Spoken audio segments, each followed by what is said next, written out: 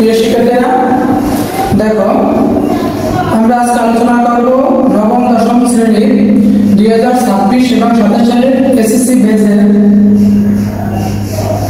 বেজের জন্য হিসাব বিজ্ঞান। আমাদের ধারাবাহিক ক্লাস গুলো চলতেছে। আজকে আমরা আসছি জাবেদা চ্যাপ্টারে। তোমাদের নবম দশম শ্রেণীর পাঠ্য বইয়ের 69 পৃষ্ঠা 2 নম্বর উদাহরণ 2 নম্বর জাবেদা। আশা করি তোমরা আমাদের সাথে থাকলে সব অঙ্কগুলা ধারাবাহিকভাবে পাবে, কোনো সমস্যা হবে না। দেখো আমরা আজকে আলোচনা করব 2 নম্বর তোমাদের নবম দশম শ্রেণীর 2 নম্বর পাঠ্য বইয়ের 69 পৃষ্ঠা উদাহরণ 2 এর সাধারণ জাবেদার ঘর। প্রথমে আছে তারিখ, তারপর আছে বিবরণ, খতিয়ান পৃষ্ঠা, ডেবিট টাকা, ক্রেডিট টাকা। প্রথম পয়লা তারিখের অঙ্কটা করতে পারি।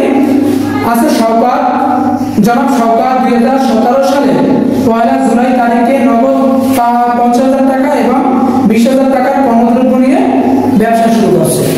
ঠিক আছে, পণ্যদ্রব্য নিয়ে ব্যবসা, নগদ টাকা এবং পণ্যদ্রব্য। মালিক যদি কোনো কিছু দেয় ওটা মূলধন হিসেবে গণ্য হয়। তাহলে মালিক ব্যবসা করার জন্য কি দিচ্ছে? যখন আমরা কোনো হিসাব করব তখন মনে রাখবা যে এই প্রতিষ্ঠানটা আমি পরিচালক অথবা আমি ম্যানেজার, কিন্তু মালিক আমি না, মালিক আরেকজন তৃতীয় একজন ব্যক্তি আছে। তাহলে আমাদেরকে প্রথম ব্যবসা করার জন্য মালিক দিচ্ছে কি নগদ 50,000 টাকা দিচ্ছে এবং 20,000 টাকা। তাহলে আমরা লিখতে পারি, আমি কি বলছিলাম যে এটা আমার কাছে আসবে ওইটা ডেবিট, আমার কাছে আসছে কি নগদ টাকা আসছে, এজন্য নগদ হিসাব ডেবিট। আর কি দিচ্ছে মালিক? পণ্যদ্রব্য দিলে পুরো হিসাব ডেবিট আর মূলধন হিসাব ডেবিট। লেখো জুলাই 1 নগদান হিসাব ডেবিট, নগদান হিসাব ডেবিট। পণ্যদ্রব্য দিচ্ছে পুরো হিসাব ডেবিট, পুরো হিসাব ডেবিট। আর মূলধন হিসাব ক্রেডিট, মূলধন হিসাব ক্রেডিট। তাহলে আমার নগদ টাকা আছে কত? 50,000। দেখো 50,000 আর পণ্যদ্রব্য দিচ্ছে 20,000 টাকা, এই 20,000 আর দুইটা যোগ করলে 70,000, এই 70,000 টাকা মূলধন। তাহলে আমি লিখতে পারি নগদ টাকা এবং পণ্যদ্রব্য নিয়ে ব্যবসা শুরু করলো। নগদ টাকা এবং পণ্যদ্রব্য নিয়ে ব্যবসা শুরু করলো। 1 নাম্বার শেষ। প্রথম মালিক টাকা দিচ্ছে, নগদ হিসাব ডেবিট, আর দিচ্ছে কি পণ্যদ্রব্য দিচ্ছে, পুরো হিসাব ডেবিট, এই দুইটা যোগ করলে মূলধন হিসাব ক্রেডিট। 2 নম্বর আছে জনতা ব্যাংকে হিসাব করা হলো, জনতা ব্যাংকে হিসাব করা হলো, ব্যাংক হিসাব ডেবিট আর নগদ হিসাব ক্রেডিট। আমার কাছে আছে ব্যাংক হিসাব ডেবিট। আসছে বলতে মানে আমরা ব্যাংকে টাকা জমা রাখছি, ব্যাংকে তো আমার কাছে আইতে আসে না যে ভাই আমার টাকা দেন, ব্যাংক কিন্তু কোনোদিন চাই না। তাহলে আমরা কি আছে ব্যাংকে টাকা জমা রাখছি, ব্যাংক হিসাব ডেবিট, আর আমার কাছ থেকে কি চলে গেছে? নগদ টাকা গেছে, নগদ হিসাব ক্রেডিট। জুলাই 2 ব্যাংক হিসাব ডেবিট, ব্যাংক হিসাব ডেবিট, নগদান হিসাব ক্রেডিট, নগদান হিসাব ক্রেডিট। ব্যাংক হিসাব খোলা হলো, ব্যাংক হিসাব টাকা হলো আছে 20,000 টাকা। দেখো 20,000, ডেবিটে 20,000, ক্রেডিটে দেখো 20,000। ক্রেডিট সুদ আদায় সবসময় টাকা সুদ আদায়, এই টাকা সুদ আদায়। তারপর আছে কি 7 জুলাই ব্যবসার জন্য কম্পিউটার করা। আমরা লিখতে পারি কম্পিউটার করা আছে, কম্পিউটার হিসাব ডেবিট, নগদান হিসাব ক্রেডিট। আমার কাছে আসছে কি কম্পিউটার নালিকা, আমরা অফিস সরঞ্জাম লিখতে পারি, অফিস সরঞ্জাম হিসাব ডেবিট আর নগদান হিসাব ক্রেডিট, অথবা কম্পিউটার হিসাব ডেবিট, নগদান হিসাব ক্রেডিট, যে কোনো একটা লিখলেই হবে। লেখো হলো 7 তারিখ অফিস সরঞ্জাম, অফিস সরঞ্জাম হিসাব ডেবিট আর নগদান হিসাব ক্রেডিট, নগদান হিসাব ক্রেডিট। টাকা ওলা আছে 22,000, দেখো 22,000, 22,000 কারণ লিখতে পারো অফিস সরঞ্জাম ক্রয় করা হলো, লেখো অফিস সরঞ্জাম ক্রয় করা হলো। দেখো তারপর আছে 9 তারিখ বিক্রয় বাবদ চেক প্রাপ্তি। চেক প্রাপ্তি বিক্রয় করা চেক প্রাপ্তি যাবে নাকি চেকের সাথে সম্পর্ক ব্যাংকের, চেকের সাথে সম্পর্ক কার ব্যাংকের। আমরা জানি চেকের সাথে সম্পর্ক ব্যাংকের, তাহলে চেক যেহেতু পাইছি আমি কি পাইছি চেক পাইছি, চেকের সাথে সম্পর্ক কার ব্যাংকের, এজন্য ব্যাংক হিসাব ডেবিট।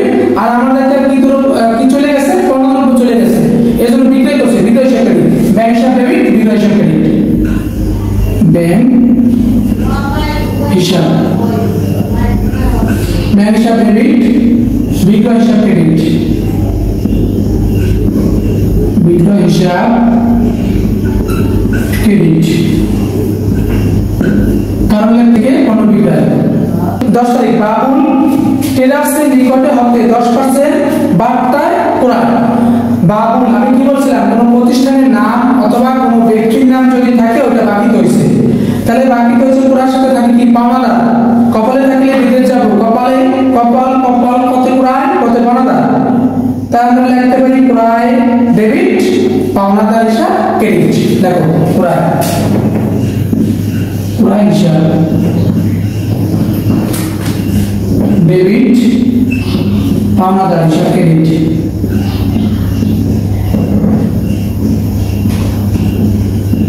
পাওনাদার হিসাব ক্রেডিট। ধারে পণ্য ক্রয় কারণ কারণ একটা বলি ধারে পণ্য ক্রয়, ধারে পণ্য ক্রয় করা হলো 15,000। দেখো 15,000 এর উপরে আছে কত পার্সেন্ট 10%, 10% বাদ দাও 1500 বাদ দিলে থাকে 13,500, এই 13,500 কোন জায়গায় লাগবে বাদটা বাদ দিয়ে দিলে লাগবে, কারণ এটা কোনদিনও টাকার সাথে যুক্ত হবে না। আর কারবারি বাট্টার হিসাব হয় না, কি হয় না কারবারি বাট্টার হিসাব হয় না। এটা হলো যে 10% ছিল এটা 10% কারবারি বাট্টা। পরবর্তীতে আছে 12 তারিখ অফিস ভাড়া অগ্রিম পরিশোধ। অগ্রিম অফিস ভাড়া পরিশোধ, তাহলে একটা মানে অগ্রিম অফিস ভাড়া ডেবিট আর নগদ হিসাব ক্রেডিট। অগ্রিম অফিস ভাড়া অফিসের মালিক আসছে স্যার আমার বেতন ভাড়াটা আমার অফিসের ভাড়াটা দিয়ে দেয়, অথবা আমার বাড়ি যেটা বাড়ি তো মানে একটা রুম ওইটাই তো অফিস ওইটাই ভাড়ার জন্য আসছে, তাই আমি কি করছি অগ্রিম দিয়ে দিছি। এই মাসেরটা তো দিছি পরের মাসেটাও দিয়ে দিছি, তাহলে আমি দিছি 4,000 টাকা। তো অগ্রিম ভাড়া ডেবিট নগদ হিসাব ক্রেডিট।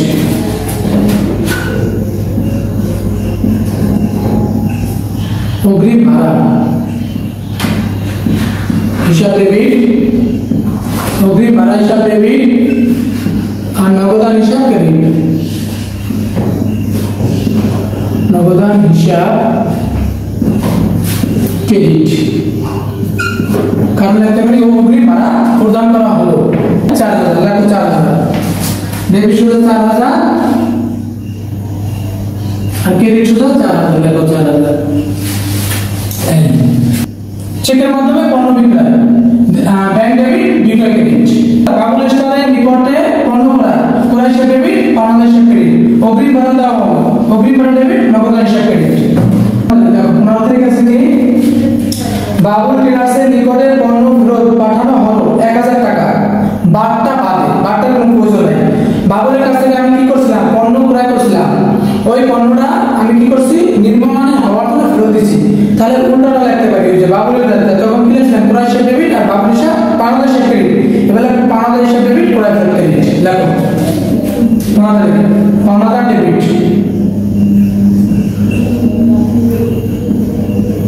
পাওনাদার হিসাব ডেবিট আর ক্রয় ফেরত ক্রেডিট। ক্রয় ফেরত হিসাব ডেবিট ক্রয় ফেরত হিসাব ক্রেডিট।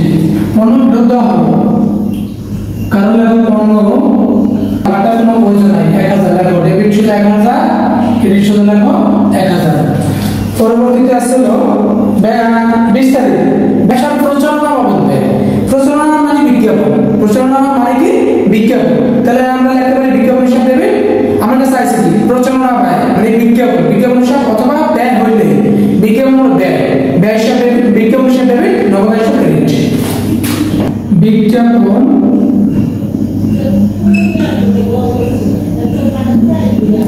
বিজ্ঞাপন হিসাব ডেবিট আর নগদান হিসাব ক্রেডিট। নগদান হিসাব ক্রেডিট। বিজ্ঞাপন খরচ পরিশোধ করা হলো, কারণ বিজ্ঞাপন খরচ পরিশোধ করা হলো। বিজ্ঞাপন আছে হলো 3000 টাকা, 3000 ডেবিট সুদ 3000, ক্রেডিট সুদ 3000। পরবর্তীতে আছে হলো 23 তারিখ, দেখো 23 তারিখ, 23 তারিখ আছে হলো বাবুল স্টোরসকে চেক প্রদান। বাবুল ছিল কি আমার পাওনাদার, ওই পাওনাদারটা আমার কাছে হাজির।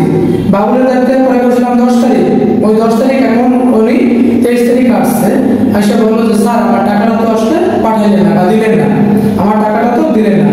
আমার কাছে কে এসে বাবুল, তা আমি ওনাকে কি দিয়ে দিছি, একটা চেক দিয়েছি। তাহলে চেকের সাথে সম্পর্ক কার? হ্যাঁ ব্যাংকে। চেকের সাথে সম্পর্ক কার? ব্যাংকে। তাহলে বাবুল হিসাব ডেবিট, ব্যাংক হিসাব ক্রেডিট। অথবা বাবুলের আমি কি লিখছিলাম পাওনাদার হিসাব ডেবিট আর ব্যাংক হিসাব ক্রেডিট। দেখো পাওনাদার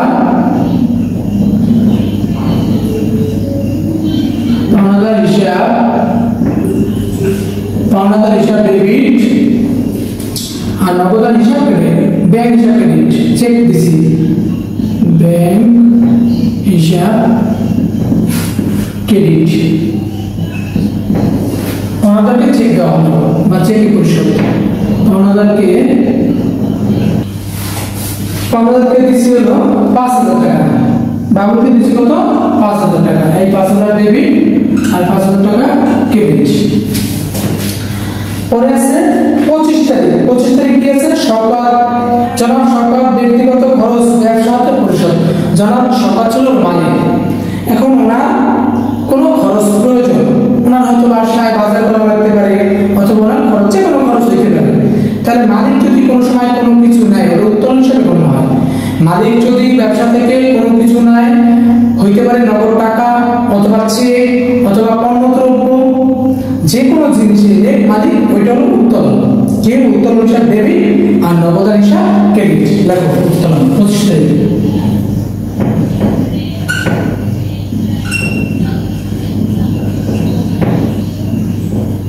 উত্তোলন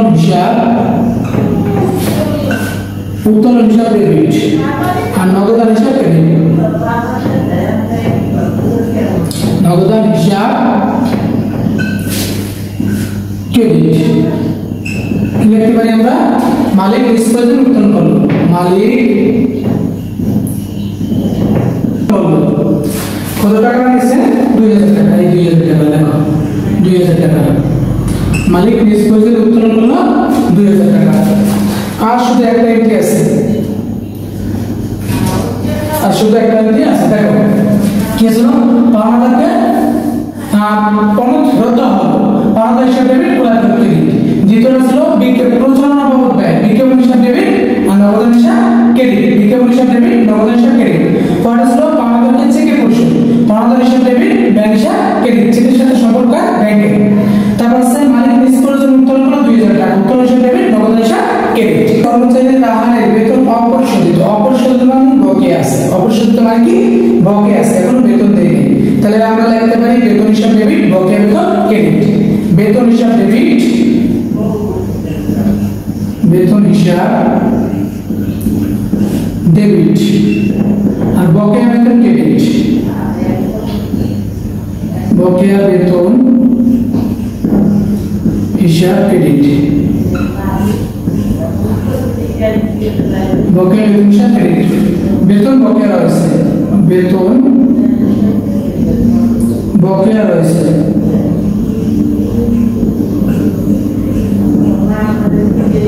বেতন বকেয়া রয়েছে কত টাকা? 3500। ডেবিট সুদ লাগলো 3500 আর ক্রেডিট সুদ লাগলো 3500। এখন যোগ করো, দেখো তোমরা মিলে দেবে। আমার তো অঙ্কে সব পর্যন্ত নাই, এটা দাগ দিয়ে দেবো। পরবর্তীতে যদি ঘর থাকে এরকম দাগ দিয়ে আটকাই দেবো। এই হলো আমাদের অঙ্ক।